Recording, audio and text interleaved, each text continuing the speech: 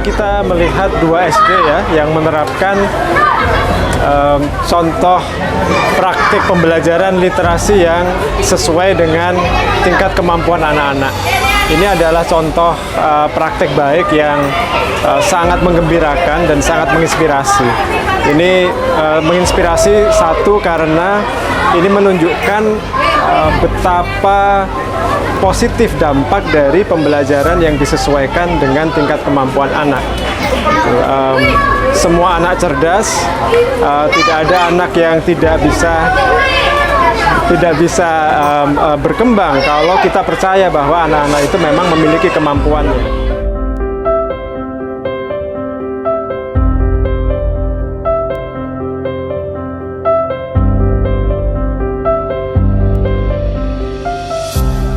Dari kunjungan saya ke sekolah ini, yang paling berkesan bagi saya adalah semangat dari para semua unsur.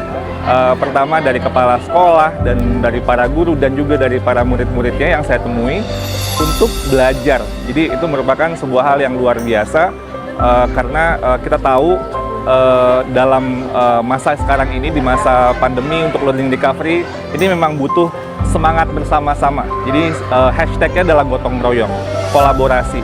Dan ini juga tadi disampaikan oleh kepala sekolah dan juga dari dinas pendidikan sendiri ya, yang menurut saya luar biasa karena dinas pendidikan sangat memahami apa yang dibutuhkan oleh sekolah, apa yang dibutuhkan oleh guru, dan yang terpenting apa yang dibutuhkan oleh para murid-muridnya. Sehingga kolaborasi ini yang berpusat kepada murid ini akan menjadi sebuah energi yang luar biasa yang akan membantu pemulihan pembelajaran kita pasca pandemi ini. Dalam hal kaitannya dengan kurikulum merdeka atau kebijakan kita di Kemendikbudristek, kita melihat bahwa apa yang dilakukan oleh inovasi dan juga dinas pendidikan di Lombok Timur ini selaras dengan kebijakan yang ada di Kemendikbudristek. Karena pertama adalah filosofinya adalah berpusat kepada murid. Itu sangat kelihatan sekali. Tadi saya melihat beberapa kelas, ada kelas yang dikelompokkan berdasarkan level kemampuan muridnya. Dan ini yang terpenting. Karena kalau kita ingin melakukan proses pembelajaran, harus menyesuaikan kepada kemampuan muridnya itu di mana, atau teach at the right level. Sangat selaras. Jadi ini ruhnya dari Merdeka Belajar sebetulnya. Ruhnya sebetulnya di situ. Jadi yang kita ubah di dalam kurikulum Merdeka Mengajar itu proses pembelajaran yang betul-betul memahami kebutuhan anak, dan itu ruhnya sebetulnya.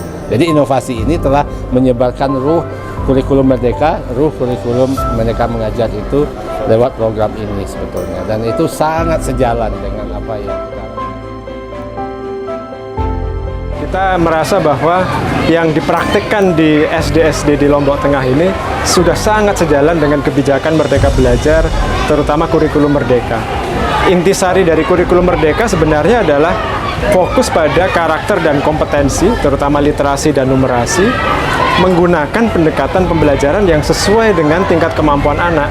Nah, itu sudah dipraktikkan oleh sekolah-sekolah yang di Lombok Tengah yang kita kunjungi sekarang ini. Jadi dengan kurikulum Merdeka sebenarnya praktik baik yang sudah dilakukan justru bisa menjadi lebih berkelanjutan karena dia lebih sejalan dengan arah kurikulumnya, dengan desain kebijakan kurikulumnya. Dan kita berharap program ini berkelanjutan, sustainable, kemudian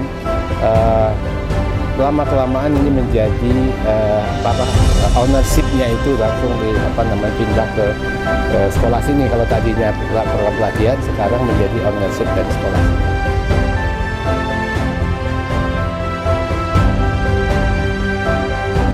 Jadi program inovasi yang secara spesifik adalah program Maulana ini, alhamdulillah menurut saya mencapai apa yang diharapkan. Satu hal yang menurut saya penting untuk terus digaungkan adalah bahwa ke depan pendidikan itu adalah urusan kita bersama. Jadi seluruh institusi, kementerian, lembaga, pusat dan daerah, termasuk juga stakeholders non-pemerintah, itu harus punya visi yang sama. Orientasinya adalah untuk para peserta didik, bukan kepentingan sektoral atau ego sektoral dari masing-masing. Dan dalam program Maulana ini terbukti bahwa satu bentuk pengajaran yang berorientasi pada peserta didik itu mampu meningkatkan kualitas mereka secara signifikan. Jadi kolaborasi dari semua pihak itu menurut saya sangat penting untuk kemajuan pendidikan kita ke depan.